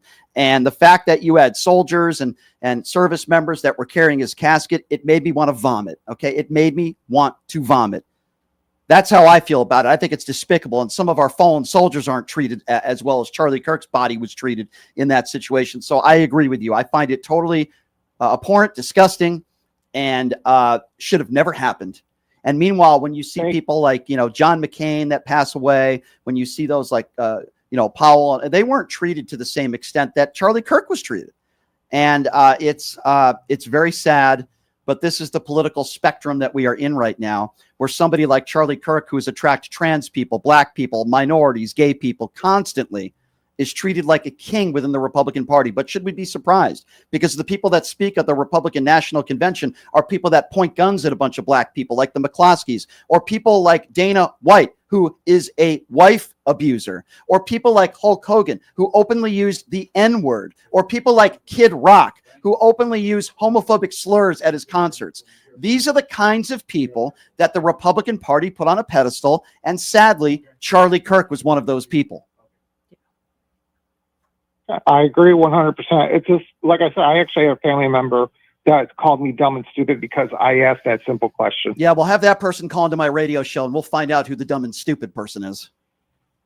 All right, man. I appreciate it. Hang in there, my friend. I appreciate your call. 702-221-7283, the number to call. Let's go to Frank. Frank is next on PTL. Hi, Frank. Hey, how you doing? Good. I wanted to touch on a couple of things here. One, it's like, I noticed when Charlie Kirk was talking about like empathy and sympathy, and they want to focus more on like sympathy. And I was thinking, like, I feel like I'm like in an abusive relationship with the country. Like, I'm being gaslit. Like, I understand what women went through when they talk about they ex in a relationship and they constantly like gaslighting and gaslight. That's how I feel like we're going through with the country, because like it's like up to down, down, it's up. But I was doing like an AI thing, and I was like having them explain to me what had happened, like with society, just focus on like sympathy and not empathy. Mm-hmm. And I think that's what the conservatives trying to like put us through, like less empathy and more sympathy. Well, this is what Charlie Kirk said. Charlie Kirk said, I can't stand the word empathy. I think empathy is a made up new age term, and it does a lot of damage. There is no normal human being that would ever make a statement like that. That's a decent human being. I'm sorry. I don't know, Z. I don't know how you feel about empathy, but I think empathy means you care about people. It means it doesn't matter whether people are different, whether they look different than you or their sexuality is different than you. If somebody is treated poorly, you should have empathy for them. If somebody loses their life or murdered, you should have empathy for them. And it shouldn't matter whether you disagree with their politics. Well, and empathy and sympathy are just two totally different words. Like that's like sympathy is that you don't feel bad for them at all. You don't feel anything for them. You're just simply giving them words of sympathy, right? Whereby empathy means that you feel their pain. Right. I don't know if Charlie Kirk felt people's pain. I don't think he did. I know Donald Trump doesn't. I know that. Yeah, I know Trump doesn't. Just days after Charlie Kirk's assassination, Donald Trump was asked, how are you holding up? He said 2 words, and then he talked about some other gibberish. Yeah, he was in his, his redesigning era, you know, of the... Like the man is somebody he's talked to probably 3 times a week for years, right? Yeah. Like, it just doesn't make sense. No, it doesn't make sense unless you're somebody that doesn't have empathy. But then again, Charlie Kirk thought the word empathy was bad. Yeah. 702. Thank you for the call, sir. 702-221-7283. Let's go to the MAGA destroyer. It's always fun to talk to Darlene. Darlene, what's going on, girl? Hey, guys. Brian, give me a few minutes because I got some facts that I want everybody to hear. I'll give you more time. Okay. I'll give you more time than Donald Trump spent with Stormy Daniels. Go right ahead. Go ahead. Okay. Now, first of all, Brian, Saturday, I got attacked from 9 different people online all day about all this, but I hung with them. You know me. Mm-hmm. But anyway, I said, you know what? I'm going to go learn some facts so I know this is the truth. Right. First of all, to Eddie, well, first of all, Eddie, I will be glad to send you a blow-up doll of Brian Shapiro because deep down, I know you love him so much. But that's more. I don't know. That might not be love. It might be sexual attraction. But I appreciate the compliment. I'm sure Eddie would have fun with that. To your guest too. Okay. First of all, I want Eddie to hear this. Okay. Eddie, you do know there's a video of Charlie Kirk saying about Joe Biden that he wanted the death penalty for him. You heard that clip? Yeah, okay, it's pretty awful. Number 1. Yep. Okay, number 2, about the college, they keep blaming all these teachers about how he got these ideas and everything. Listen, guys, he got a scholarship on pre-engineering class. He lasted 1 month. He went to college 1 month and dropped out. He did. That's so true. I want everybody to know that. And it was around the COVID time. Okay. Now, this third thing, there's only this one. And I'm going to say the best for last. The next thing I want to tell y'all that I found out earlier, Tyler exchanged text messages with another person claiming he had the opportunity to take out Charlie Kirk, and he was going to do it because of his hatred for what Charlie stood for. Right. So I don't know if y'all know that, but that is actual fact. So the shooter. We don't know who the person was. So let me be very clear on this. Apparently, and I don't know this for sure, but the shooter reached out to multiple people and told multiple people that he was going to take out Charlie Kirk.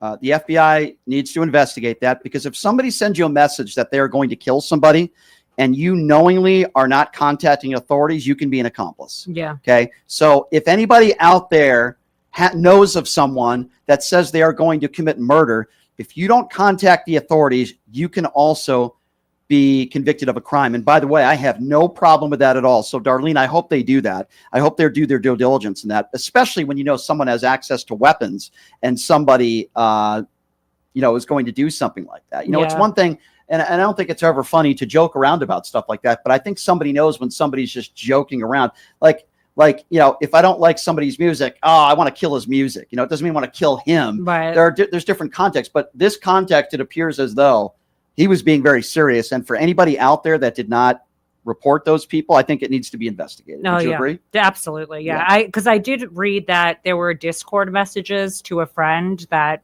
even had the weapon, right? Where he was going to leave it. Yep. Yeah. They all need to be investigated, and I'm sure they are. Let's go to KC. KC is next up on PTL. Hello, KC. Hey, Brian, how you been? I hope you had a good weekend. It's your buddy Casey. What's going on, man? Well, listen, since I can't use the word Nazi, I want to double check with you. Can I use white supremacy? Can I use that word? Yeah, listen, it's not that you can't use the word. It's that I don't agree with it. We could say the word Nazi on the air, but I think you know my position on that. I think we should stay. Can I use white supremacy? Can I use white supremacy then? Okay, so what are you saying? You're saying that he's a white supremacist? So basically, in a nutshell, okay, and this goes from the early days of Rush Limbaugh, okay. Just like sex sells in MAGA-Verita, I call it MAGA-Ritaville, right? Because that's what it is. What hate sells.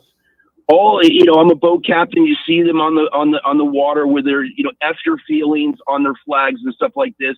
The conservative movement, they want to play the victim. Okay, in other words, they like to antagonize. Right. And that's what Tucker Carlson was. Basically, Charlie Kirk was no different than Tucker Carlson. They want to push the envelope when it comes to. Well, I agree. Listen, here's another example of what I agree with you. I think there's a fine line between saying that somebody pushed white supremacist tendencies and calling somebody a Nazi. But I'm going to give you an example to prove what you are saying. And I called out Charlie Kirk for this. He paid Kyle Rittenhouse to show up at one of his events to make a speech. The only thing that Kyle Rittenhouse is known for is being a moron who showed up to a Black Lives Matter protest wearing camouflage, thinking that he was law enforcement with an AR-15, and then 3 people ended up dead. Whether it's self-defense or not, he's an idiot, okay? And it's horrible behavior. And as a 17-year-old, you shouldn't be going into a dangerous situation like that and doing what Kyle Rittenhouse did. Even Kyle Rittenhouse admits that. But what did Charlie Kirk do? Charlie Kirk decided to reward him and pay him. That is the behavior of somebody who defends white supremacy. But the thing is, though, Charlie Kirk was a nobody at one time, and basically started a podcast selling hate and to get clicks. Okay, just like just all these influencers. Well, even Candace Owen, even though she's a black woman, she benefited from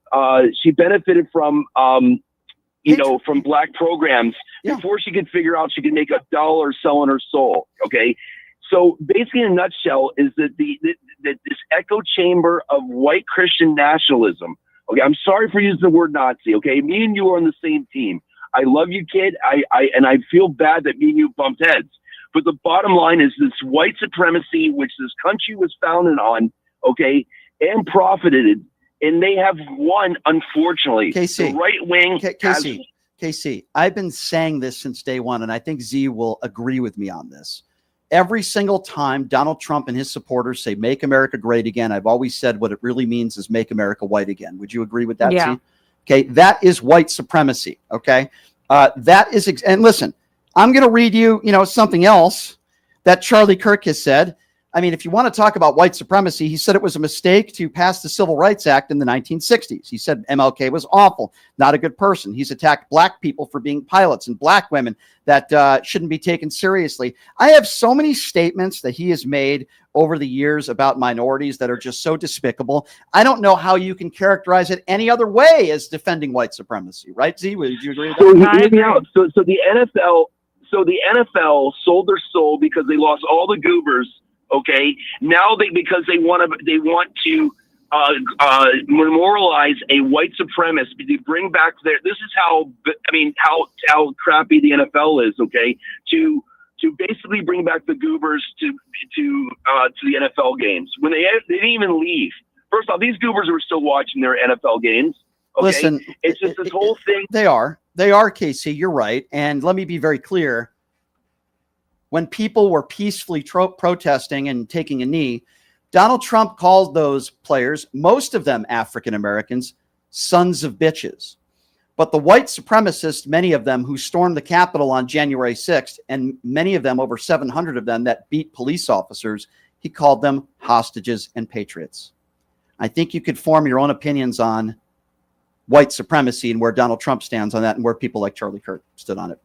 702-221-7283. Again, Z is joining us in studio. She is the founder of the Un-F America Tour, which will be on the grounds of the Colorado State University. I've been there before for different reasons, to watch a basketball game, but it is a beautiful area.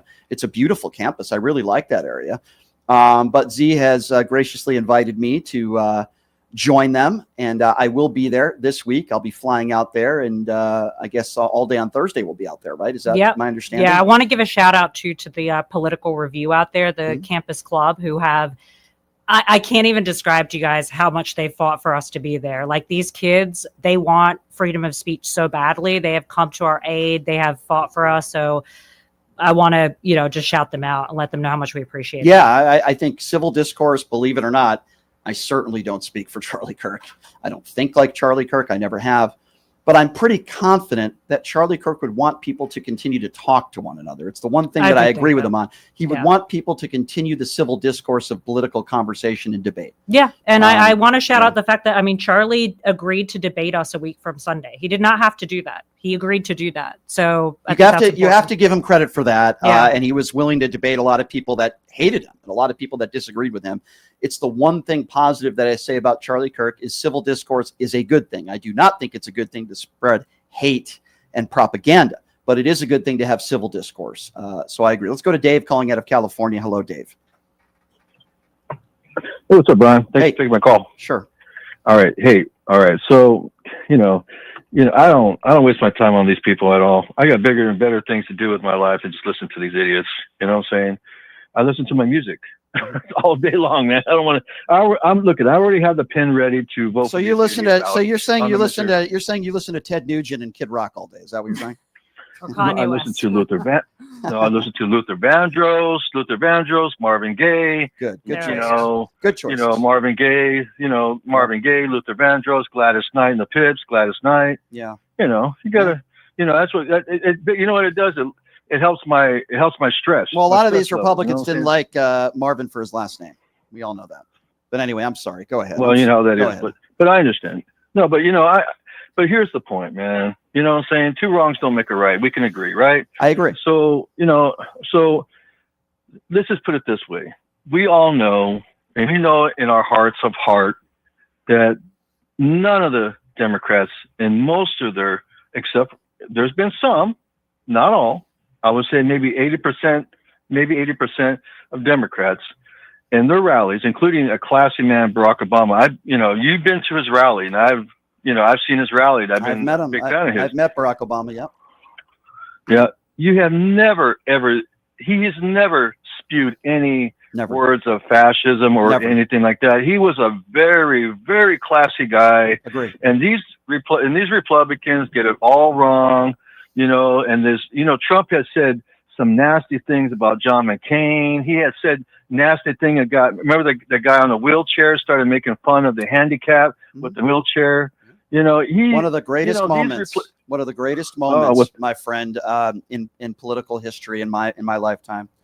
And Z, I'm sure you remember this, is when John McCain took the microphone from that lunatic woman who called him a Muslim terrorist or something, called Barack Hussein Obama. And John McCain took that microphone from her and said, "No, ma'am. Barack Obama's a decent man. He's a family man. We just disagree on policy." And that the moment after John McCain said that, I said, you know what? I'm not going to vote for Obama or McCain because I'm okay with either of them being president, as much as I disliked Sarah Palin. Yeah. And I do want to go to the YouTube super chat if I can, Chuck, if that's okay, because there's a lot of people in the YouTube super chat. I always want their voices to be heard. Some people don't always like calling into radio shows, which I understand. The other disgusted veteran says, 2 weeks ago, my 8-year-old great nephew was called an N-word by a maggot spawn on the way to school. I am beyond zero tolerance. Shut it, snowflakes. Well, I'm sorry. So sorry your nephew had to go through that. That is absolutely terrible. Lisa says they just want our kids to be uneducated. Well, I think that's obvious when you hear people like Marjorie Taylor Greene and Laura Boebert speaking out. They don't seem like the most educated people. Eileen says, why does Stephen Miller always look and sound like he needs a good stool softener? Jeez. That's not pretty wrong.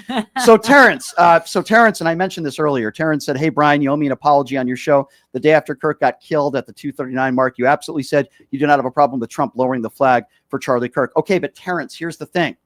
There's context to that. I said I didn't mind him doing it if they were consistent, if they did it after a school shooting or a black officer that was killed last week. So, Terrence, there's a little bit of context there. I have a problem with them lowering it half-mast because they're not consistent with it. I said I would have been totally fine with it and okay with it if they were consistent with doing it after shootings. And does that make sense? Yeah, totally. Yeah. So, Terrence, there's some context to that. But if you want me to give you an apology, I'll say, okay, I'm sorry, even though I don't think I did anything wrong. But that's okay. I apologize to people every single day. I'm used to it. I'm like Larry David on Curb Your Enthusiasm. All right. 702-221-7283 is the number to call, by the way, if you would like to be a part of the conversation. Again, that number 702-221-7283. Let's go to Terry. Terry's next on PTL. What's up, Terry? Hi, Brian, and hi, Z. Just a couple things, comments to make, and then I do have a question for Z. Charlie Kirk was nothing but a provocateur who's pushed propaganda and lies. We know that. That's a statement. Carrie Lake, only using the microphone to equate a college education, which is knowledge, with radicalization. Absolutely wrong right there. And then his wife also sort of causing a little bit of a rouse where she, and I quote, if you thought that my husband's mission was powerful before, you have no idea what you have unleashed across the country and the world. That's not helpful. Trust me, I can understand she's probably angry, upset. I totally get that. It's a very difficult time for her. I didn't think that was an appropriate thing to really say. No, and then hours later, she asked people for money. I think she's unleashing her bank account to be a lot larger. I mean, that's what I think. I agree with that too. And Z, my question to you is, I am the person, for whatever reason, I don't know. I gave a speech at the first protests we had in our community, and got asked to also give other speeches moving forward, which I enjoy doing and engaging people, etc. I am concerned about some of the comments that you made about things are going to get bad. How do you feel about it right now? What are your concerns for yourself, in terms of putting yourself out there? I'm just curious. Well, I mean, we're obviously concerned about political violence happening to us too. But when I say that I'm concerned, I'm not just concerned for us, I'm concerned for our country. Because like you stated, Erica saying that, Charlie's wife, she wasn't just saying that because she's angry in the moment. I believe she really means that. And I know that the reason why Trump is doing this is because he is setting up a situation where he will attack left-leaning organizations and political operatives on the left. And right now, what he's doing by giving Charlie that special treatment on Air Force One and doing all of these things that he's doing is essentially just setting it up so that people on the right are okay with him attacking our freedom of speech, right? Yeah. That's the concern. And also on top of that, we don't have the money like Charlie Kirk has, right? So it's not a matter of just, oh, well, he may or may not arrest political operatives and attack left-leaning organizations. So we'll just get the best attorneys in town. We don't have that luxury that Turning Point has. So it is, that's really my concern. And then once all the left-leaning organizations get attacked, you're going to see them folding one by one. And then I worry about us just falling faster into authoritarianism. Thank you very much for the phone call. This is interesting, I guess. Our RFK Jr. says he met Charlie Kirk in July of 2001, and they quickly became soulmates. Interesting remark to make. Strange statement. That is interesting. By the way, in 2001, Charlie Kirk was 8 years old. So RFK Jr. says he became a soulmate with an 8-year-old. If that's not, we need to check if RFK Jr. is on the Epstein list. 702-221-72. That's really strange. Let's go to Jason. Jason is next up on PTL. What's up, Jason? Indulge me a little bit, and so I just want you to say, number one, do you realize that HBCUs had to put on alert? Yep. Because when Charlie Kirk got shot, number one. Yep. I talked about that on the air. Yes, I am. Number two, Charlie Kirk said that Clarence Thomas, who sold his soul for a penny of what he got worth, and sat on your boy's lap like a good little houseboy, and he considered him greater American than Martin Luther King. Well, that's number two. That's absurd. Yeah. But last but not least, and I want you to recollect this, because you know we've been corresponding with each other for a while. Before Trump got elected, I told you, and I said it, and I meant it, and that now it's coming to fruition. MAGA wants a civil war. I told you that before Trump got in office, and you said no. But I don't think that everybody who voted for Donald Trump wants a civil war. I can't agree. I don't know. What do you think, Z? Do you think? Yeah, no. I don't know if a lot of the Trump supporters that we talk to in the field are actually surprisingly pretty apolitical. So and a lot of those people, I think, were voting for something that they don't understand. Our education system in this country is so horrible, and I can't believe that. I just want to let you know one thing. With this Project 2025 and Trump egging on these right wingers, all they want is, because this is what they want, they're waiting for the black community to jump up. Because once we start in the streets marching and all that, that's when he's going to declare. Well, luckily, Jason, there's people like you out there, and luckily there are not a lot of Kanye Wests out there. There are very few of them, thank God. Thank God. But Jason, I hear what you're saying, and I appreciate your call. Let's go to Damon. Damon is next up on PTL. Hey, Damon, what's going on? Hey, what's going on? How y'all doing? Good. Good. First thing, I keep hearing people saying that he got assassinated for political ideas and freedom of speech. That's not right. He got killed over an ideology. That's a big difference. That's the second oldest reason to kill somebody. But I'm sorry I forgot your name again, Brian's guest. But I heard you say that you can't understand why someone doesn't have empathy for Charlie Kirk. No, for his children. For his children. Oh, okay. Yeah. I can understand why people don't have empathy for Charlie Kirk. Absolutely. Okay, because the thing is, I keep hearing that, and this is what it feels like being black in America. You feel like you Bambi's mama, and you just trying there to raise your kids and have a good time, but you always in the crosshairs of the white man's rifle. Always. People like Charlie Kirk, people like Ku Klux Klan, the alt-right, like Charlie Kirk's best friend, that alt-right dude that want black people dead. And the thing is, that hunter always got you in his crosshairs, and then finally another hunter shot him because he didn't hate deers enough. And it's weird to hear that we supposed to feel any kind of way over that hunter that keep me in his sights dying. If you celebrate that, Brian, I ain't doing it. I'm not celebrating because, like I said, my mama messed up and raised me right. But if somebody do, I Brian, they've been hunting us. His boy, you know who his best friend is, Brian? Who's that? The alt-right dude that was on CNN the other day. Charlie, you said Charlie's best friend? Charlie Kirk's best friend? Yeah. Charlie Kirk's best friend. His best friend is serious with it, Brian. He real with it. He's straight up Aryan Nation with Scott Jennings. That's his best friend. That's his Epstein. Who? Yeah, who is it? Scott Jennings. I forget his name, Brian. You know, I don't lobby forget names because I get. And it's emotional about somebody. people It's like somebody that's on CNN regularly. No, they CNN let him speak, and I think it was Jesse Dollamore that was pissed off about it, or Farron Bashon. We'll look into that. Yeah, I don't know who that was. We'll certainly look into that, and then call back tomorrow, and maybe we can discuss it a little bit further. I don't know. Charlie Kirk had a lot of friends on the right, so I don't know. David Duke. I don't know. 702-221-7283 is the number to call if you want to be a part of the conversation. Let's go to Kyle. Kyle's next on PTL. Hello, Kyle. Hi, Brian. How are you? Hey, good. What's up?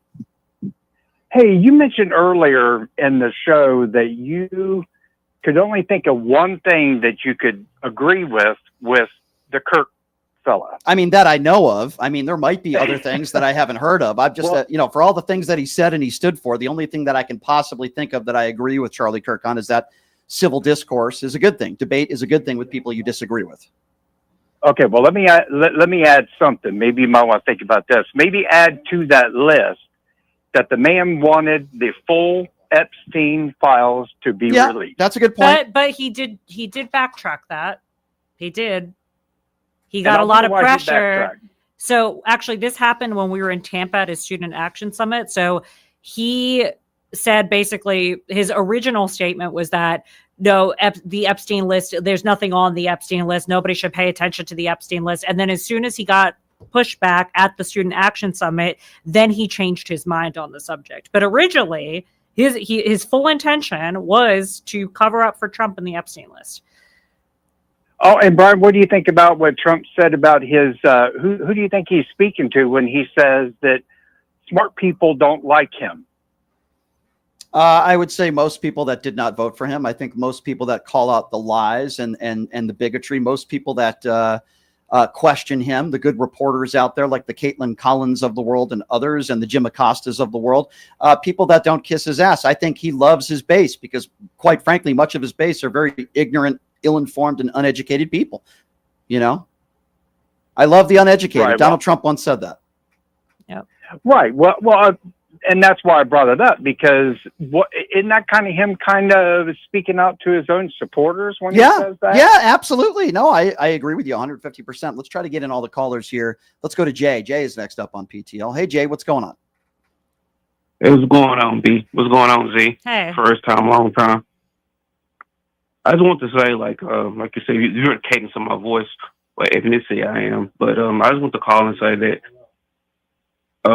like the young guy that just called in about the hunter. Yeah. I understand that those things, and the state I live in is very apparent that the hatred is spewing over. But that is the dilemma that we're in with the empathy and sympathy thing. That's something that's constantly thrown at our community's face. Like, well, this is for his children, and I think about the things he said about Tamir Rice, the things Charlie Kirk said about Trayvon Martin. Sure. The things that he said about Trayvon Martin was this deplorable. That was someone's child. Yeah. Yeah. And I understand, like I said, I don't have any ill will toward his children or anything like that. I don't want anything bad to happen to them, but right. For him to say something like that about someone's child. Oh, I agree. Listen. Someone part of my community, and then feel like, well, his children. Listen, I agree with you. Understand. I agree with you. We cannot, let me be very clear, and I agree with you. And I know Z will, we all cannot be like Charlie Kirk. Okay. He had a lot of bad qualities and he attacked a lot of people. And I have empathy for any children that have to grow up without a father or a mother and they lose a parent at a young age. That's what we call empathy. And I feel for his kids who have done nothing wrong. I'm not a big fan of his wife and how she's reacting. I still feel for her, but I don't like the way she's reacting. And I thought it was tasteless, releasing a video and knowing that someone's videoing you holding your dead husband's hands in a casket, just beyond inappropriate. And I feel like she's doing that, not because she wants people to feel sorry for it, because she wants people to give her money. And that's the only thing that really I can think of. And I appreciate your call. All right, Numbchuck, who are we going to next year? Let's see. Let's go to Frank. Frank, what's going on? Hi, Brian. Hey. How you doing? Good. I have a comment. I don't understand where the right is coming through with all the accusations about the left, where they don't bring anything to the table of saying, oh, so I got a clip here that they said this and they don't do that. They'll say it, but they don't bring any proof to the table. Frank, I think that's a really Frank, I think that's a really good point that you brought up, and I appreciate your call. I also want to go to Terrence back on the YouTube super chat. He said even if Trump showed respect for school shootings, Kirk still is nobody special to be given that kind of respect. Terrence, listen, I agree with you, but I just want to I'm starting off with the hypocrisy, right? Maybe the appropriate term that I would use, I would have less of a problem with the flags being flown at half mast if they were consistent with doing it for innocent people that are killed, like school shootings and children and fallen officers. But I understand, in a perfect world, I would not want anybody honoring Charlie Kirk because he was a bad guy.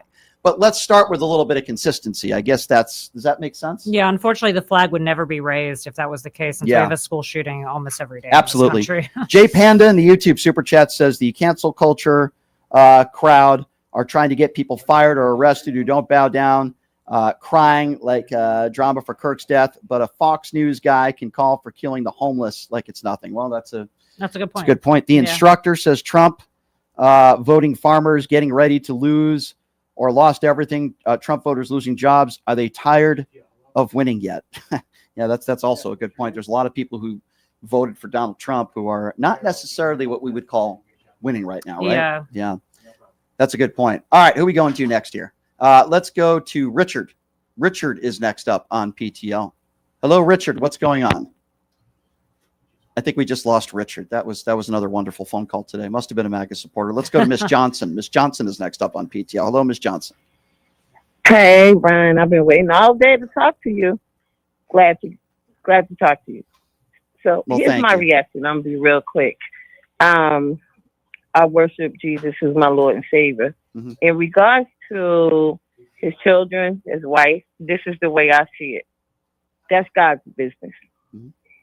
I don't have no ill for anybody. The only thing I can say about his children, if they're ever taught anything about Martin Luther King, because his children was living when he was assassinated. Right. So that's how I feel about that. Mm-hmm. I don't like the way a lot of people speak of us Black people. It's terrible. Mm-hmm. And then they do want to know how we feel. We don't have to feel any kind of way because we are reminded that we're the lowest people on the earth. We are reminded that they think we're nobody and they don't want us here. But what we have learned as Black people, and I've talked to many of my sisters and brothers across the country, we're going to stick together. We're going to honor and we're going to respect each other. Absolutely. We know who we are. Yep. We know who Martin Luther King was. Absolutely. Malcolm X and everybody else. Amen. Very well said. I agree with everything you said there, 100%, and I'm sure Z does as well. Yeah. Let's go to Danny. Danny's next up on PTL. What's up, Danny? Hello? Yes, sir. Yes. I just wanted to put in a comment, I'm not understanding the way the voting's going for this coming up election. With Biden, it was nothing but we want to give nothing but transparency. And then the press secretary told nothing but lies the whole 4 years. Okay, so With Trump, hold on. What lie? Sure. Give me a lie that the press secretary gave when Joe Biden was president. Oh, about how the border is secure. Okay, so that wasn't the press. Okay, hold on. Well, sir, yeah. you with respect, you just lied because the press secretary never said that. Are you talking about Mayorkas? Mayorkas was never the press secretary. Oh, no. What do you call it? The gay woman is press secretary. That's who it is, right? That's how you describe her, as the gay woman? Well, I don't know. But that's how you characterize her, the gay woman. Okay, interesting. Okay. Well. Okay. So you say she said the border was secure. You said she said nothing but lies. Can you give me a second lie, even though I disagree with the first one? Just how Biden is healthy, how everything's under control. And where is your evidence that Biden was not healthy? Are you a doctor, sir? Have you seen his medical records? No, that's the You same haven't. thing. I know that's the same thing they were saying. No. No. You said that she lied. Okay. What is the lie? If are you a doctor? Have you seen his medical records? We haven't seen Donald Trump's medical records. So that's not a lie. No. Okay, so you're wrong on that one. That's not a lie. And by the way, it's we still don't know Donald Trump's medical history because they haven't released that. Okay, so give me another lie. You say she lies about everything. Give me a lie because I haven't heard one yet. I think we went through a lot of. We went through a years of lot. that. Okay, so give me a third example then. Give me another example. Just about how everything's going in the world, about the people crossing the border. Just about how everything's about okay. What's the lie? What's the lie? Just about how everything's going in the world isn't a lie. Be specific. What is a lie? You said she lies about everything. You haven't named me one lie yet. Okay, just what I told you. The people coming across the border. What about it? What was the lie? Control. What was it? What was the lie? The lie was that everything's secure. Okay, so we already went through that. We already went through that. Okay. You can't even trying to make an argument. No, I'm trying to make an argument. No, I'm trying to make an argument. You called into the show and you said all she does is lie, and then you're mumbling and bumbling and you can't come up with anything. I think you're the liar. What do you think about that?